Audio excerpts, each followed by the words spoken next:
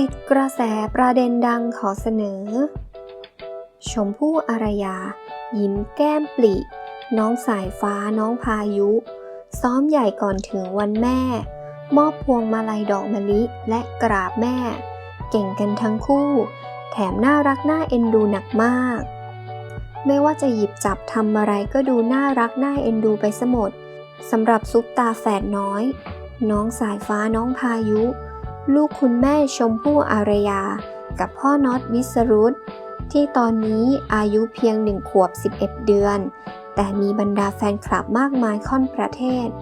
ยิ่งโตยิ่งฉายแววหล่อขึ้นเรื่อยๆ เป็นซุปตาฟันน้ำนมที่มีโมเมนต์น่ารักเรียกรอยยิ้มให้กับแฟนคลับได้ตลอด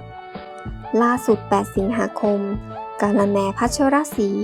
เผยคลิปน้องแฝดขณะตามแม่ไปถ่ายรายการ ซึ่งช่วงนี้ใกล้ถึงเทศกาลวันแม่แห่งชาติแล้ว น้องสายฟ้าน้องพายุเลยทำการซ้อมใหญ่ก่อนถึงวันแม่ ทั้งคู่มีพวงมาลัยคนละ1 พวง ซึ่งจะซ้อมมอบพวงมาลัยและกราบคุณแม่ โดยตอนที่แม่ชมยังไม่เดินเข้ามาในห้อง น้องพายุลงไปนอนเล่นกลิ้งกับพื้นพร้อมกับพวงมาลัย แต่พอบอกว่า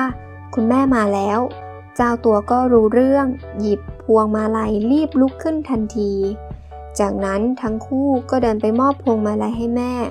พร้อมกราบบนตักทำเอาแม่ชมปลื้มปิ่มยิ้มแก้มปลิก่อนจุ๊บลูกๆเป็นรางวัลน่ารักขี้อ้อนกันทั้ง2 คนโดยเฉพาะน้องพายุที่ติดแม่ชมมากอ้อนสุดๆไปเลยซ้อมใหญ่กันไปแล้วงานนี้แฟนคลับรอชมวันจริงได้เลยเชื่อว่าต้องมีโมเมนต์ซึ้งๆให้ได้เห็นกันแน่นอนค่ะ